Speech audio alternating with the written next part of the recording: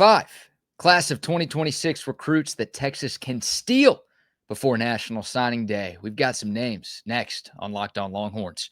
Intro.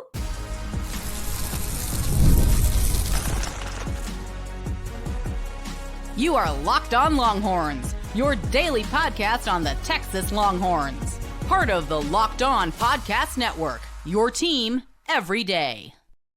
Welcome in. You're locked on to the Texas Longhorns. I'm your host, BK, Brad Kellner, Texas grad, Austin local, and longtime sports radio host here in the Lone Star State.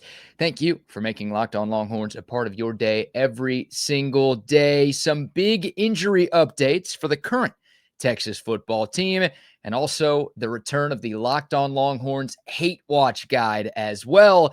That's coming up. But first, 5 2026 recruits who are currently committed elsewhere that are strong flip candidates to Texas between now and National Signing Day on the first Wednesday of December. And we are primarily focusing on 2 SEC schools that have fired their coaches, which means some of these recruits could be open for business.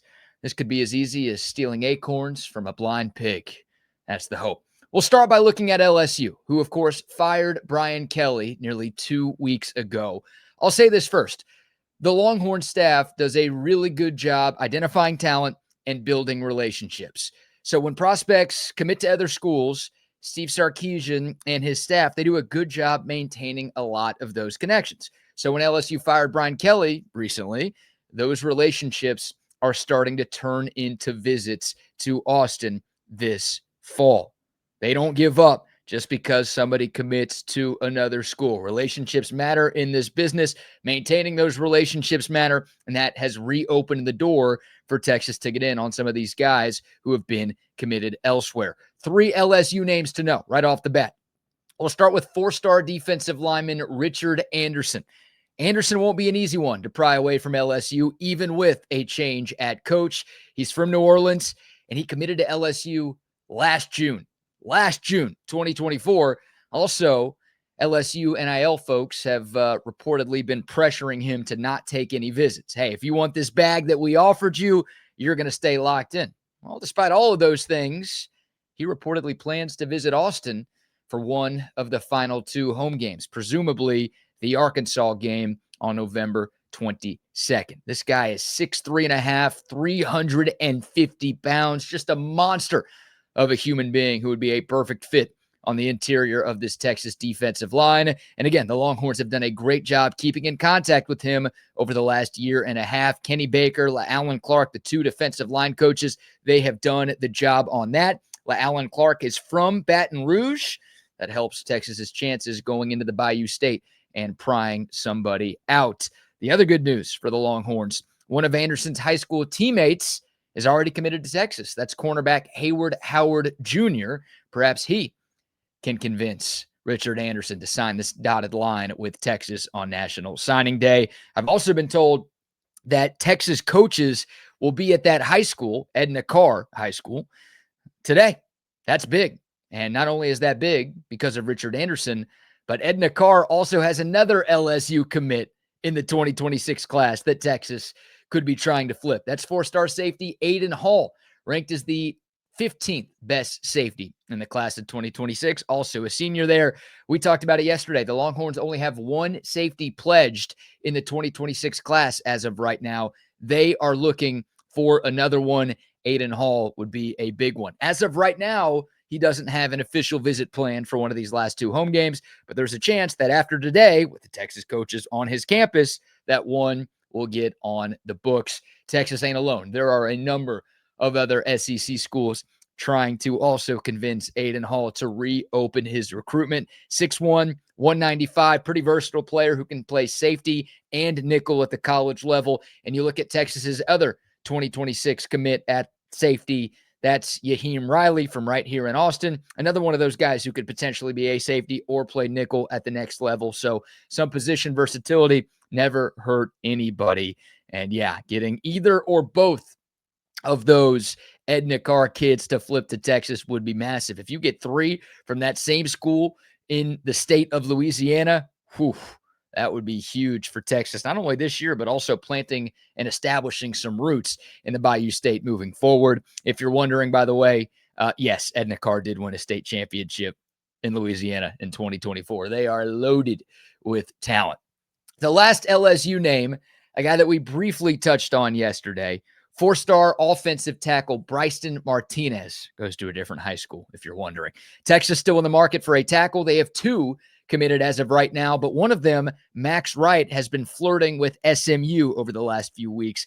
I think Texas probably wants three. I don't think this is an either Wright or Martinez situation. I think they'd like to keep Wright. I think they'd like to add Martinez as well.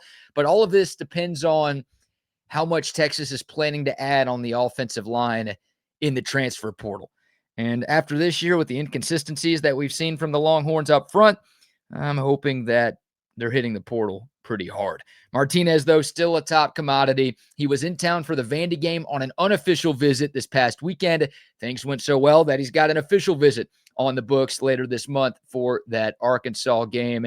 And check this out. Let me make sure I can do this right here. How about some film from Bryson Martinez?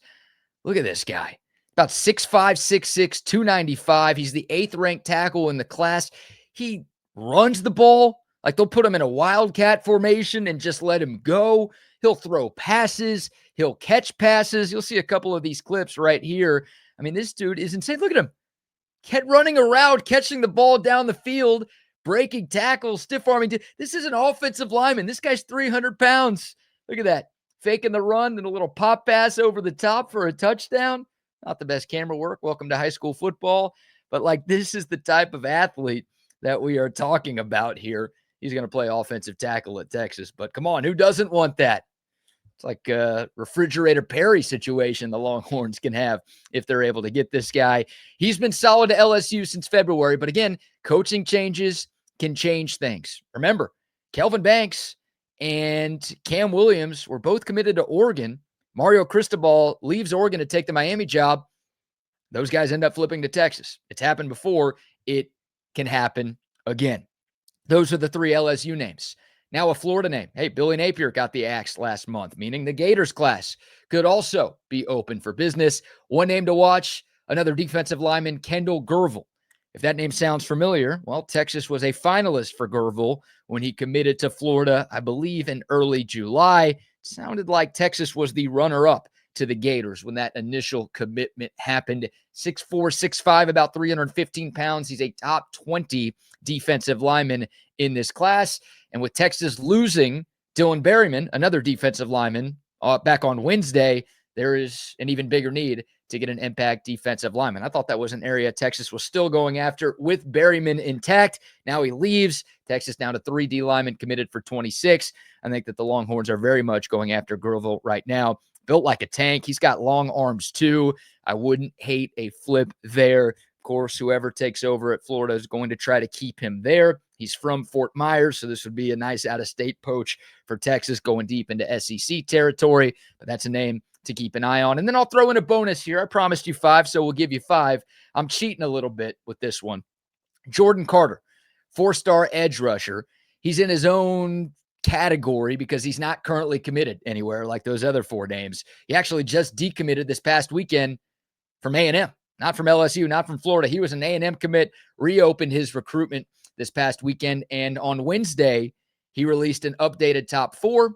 Texas was in it. A&M was not. The other 3 schools, Auburn, Tennessee, and Georgia Tech. That's the good news, the fact that the Longhorns made it to the Final 4.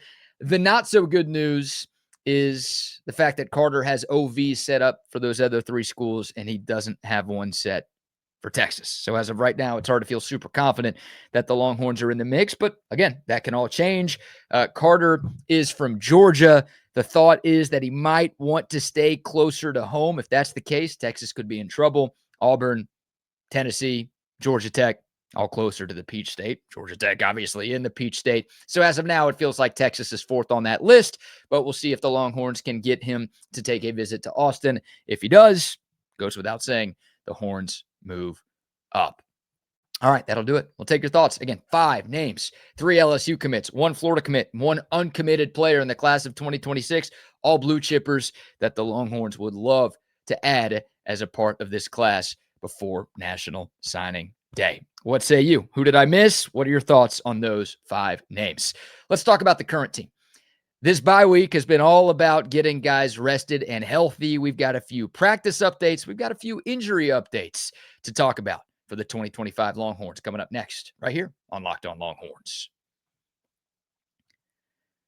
But first, it's almost the weekend. Time to look back and crown this week's MVP on Who Delivered, powered by DoorDash. Just like you can win every Saturday with DoorDash Streaks, saving more every time you order, these players delivered when it mattered most. Let's break it down. For the Longhorns, Arch Manning delivered in a big way. You kidding me?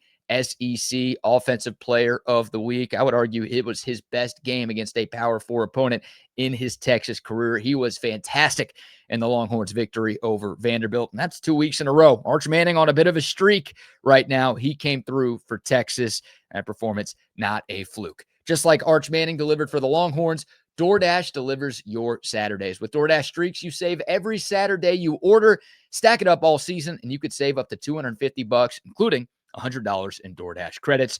Order this Saturday. Keep the streak alive. Fuel your game day only with DoorDash. Terms apply. Promo period through 11/18. And also a shout out to Dewar. Oh man, I absolutely love my Dewar jeans. I've only had them for a few days. I've already worn them twice. Wore them out to dinner with the girlfriend a couple of days ago. She loved them. She never compliments what I wear. She's like, "Are those new jeans?" I was like, "Yeah." She's like, "They look nice."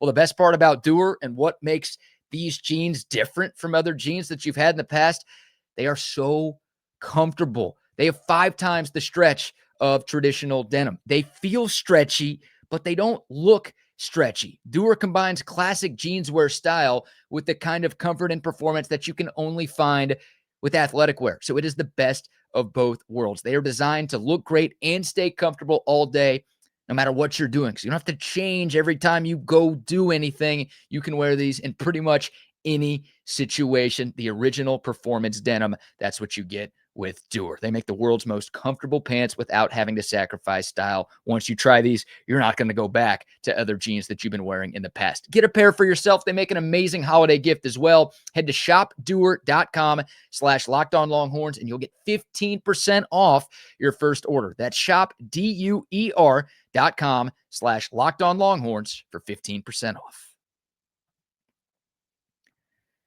All right, welcome back to Locked On Longhorns, your team every day. Texas has pretty much wrapped up its bye week practices, although practice might be a generous way to describe what's been going on down on campus this week, because most of the week was spent on walkthroughs and allowing players to rest up after 5 straight weeks of game, and obviously a ton of travel for Texas. So getting guys rested and healthy, that's been priority number 1. The coaching staff has focused a lot on the mental side of things as well, particularly cleaning up communication and assignments in the secondary. Much needed after what's happened back there in these last 2 games. The Texas secondary has been picked apart. Blake Shapen got him 2 weeks ago in Starkville. Diego Pavia, obviously in those final 5 minutes, got whatever he wanted in the Longhorns win over Vandy. They've got to clean some things up from a communication standpoint and definitely from an assignment standpoint.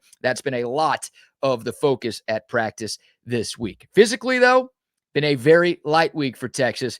Many players who were able to do so headed home for a few days to recharge with family and friends before, of course, turning the attention back to Georgia on Sunday. This bye week couldn't have come in a better time for Texas for a number of different reasons. Number 1, I mean, this team was pretty banged up following the Vanderbilt game. A lot of guys didn't play in that game. More guys got banged up. So getting some dudes healthy, big. Number 2, I mean, you've got 2 top 5 opponents and 2 rivalry games in these next 3 weeks. You want to be as prepared for these massive games as possible. And I guess number 3, because the A&M game is on a Friday, all of this is going to happen a little quicker than usual. So your whole routine's a little different. You're playing 3 games in a little less than 3 weeks. Got to make sure you are ready to rock and roll.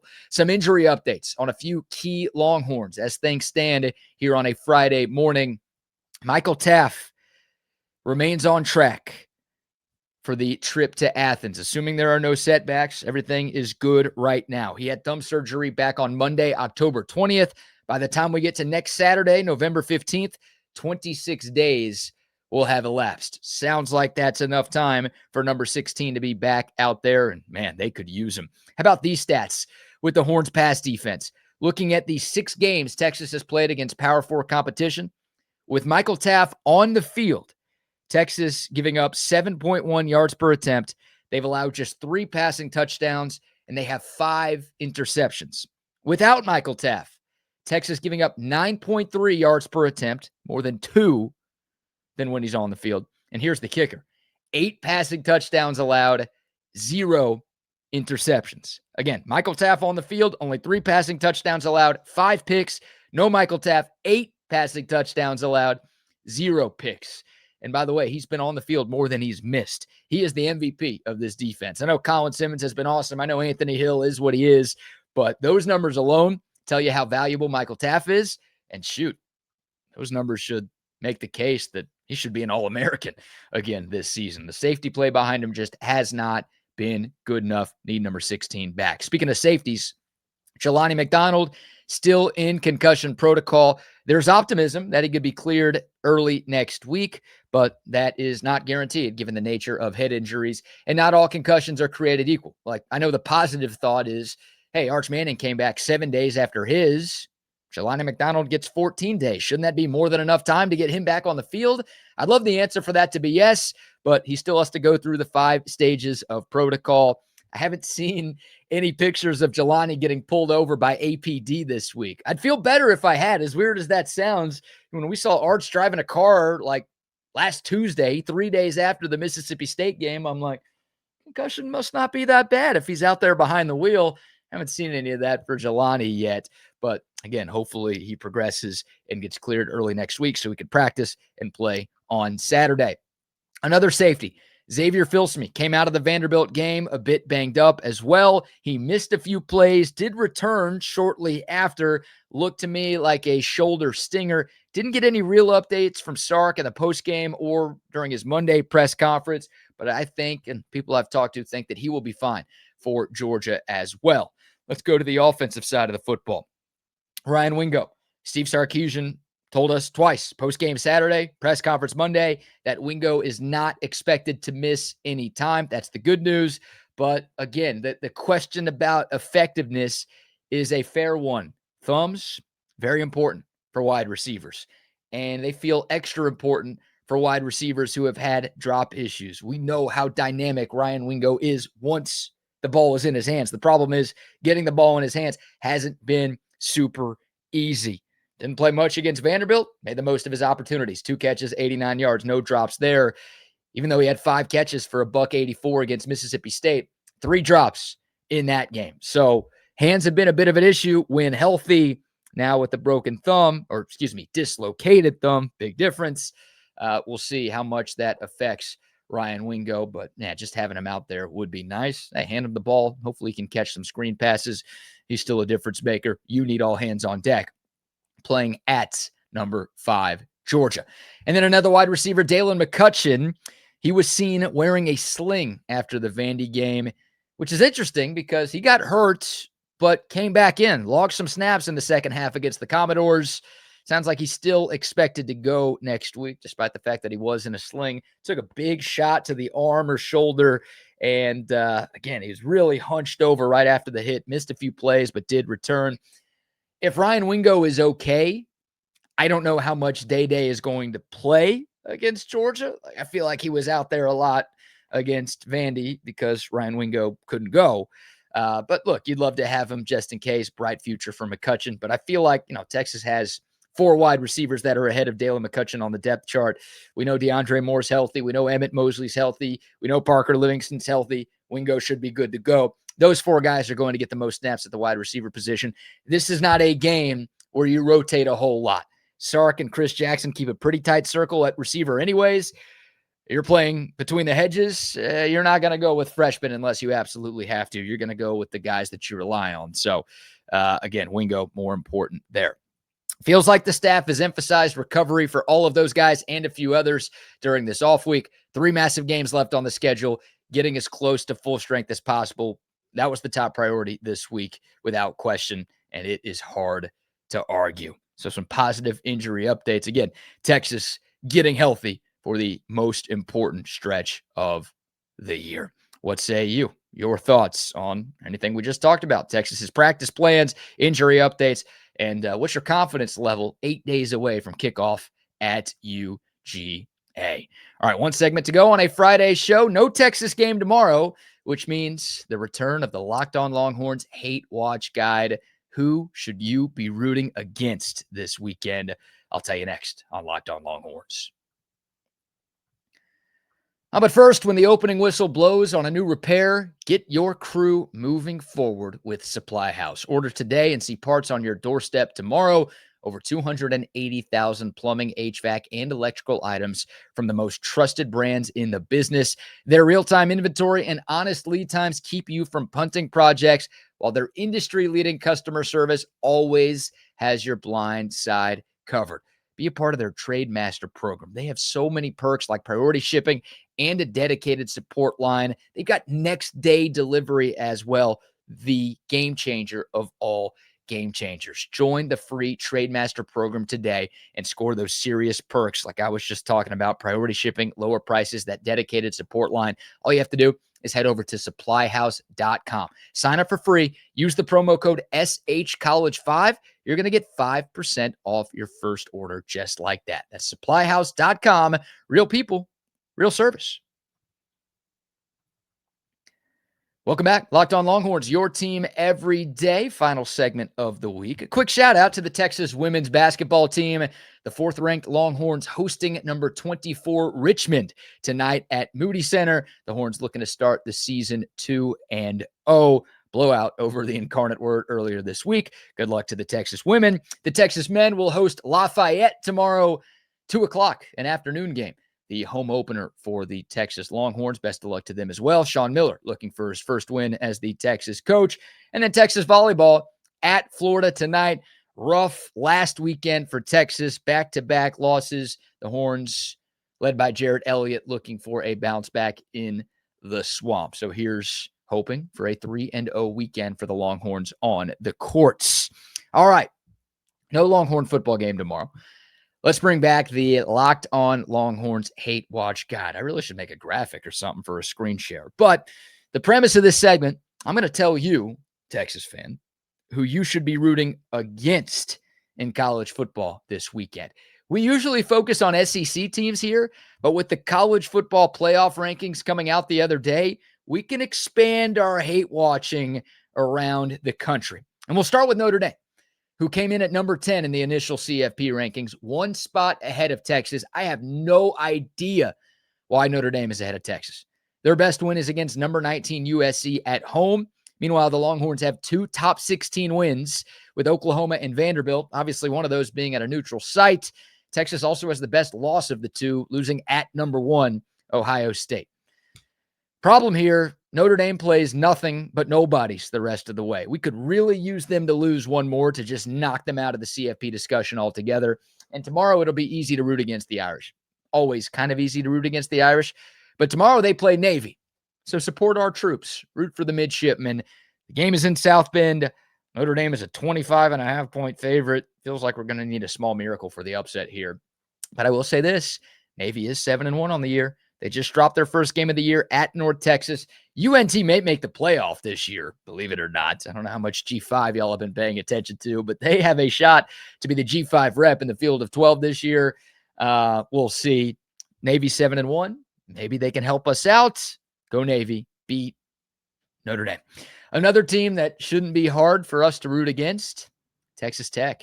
Big one in the Big 12 tomorrow morning. Maybe the game of the day in college football. Number 7 BYU in Lubbock to take on number 8 Texas Tech. BYU unbeaten. Tech has 1 loss. I have a hard time believing that a 2-loss Big 12 team is going to make the playoff. If Tech loses and somehow makes the conference title game and they win the Big 12, then they'll make it. But if they lose tomorrow and fail to get to Arlington, they're going to be out. A 2-loss at-large team from the Dose Grande isn't sneaking in over Texas. So get Tech out of here. You don't want 2 1-loss teams in the Big 12. If that happens, then 2 Big 12 teams might make it. You want that conference to be a 1-bid league. to use a college basketball phrase. BYU can have it. I'd rather have them than your Mark U in the playoffs. Anyways, you should support the Cougars tomorrow. Hey, who doesn't love a good Cougar every once in a while, right? BYU a 10.5-point dog, though. So, again, we need a decent-sized upset there.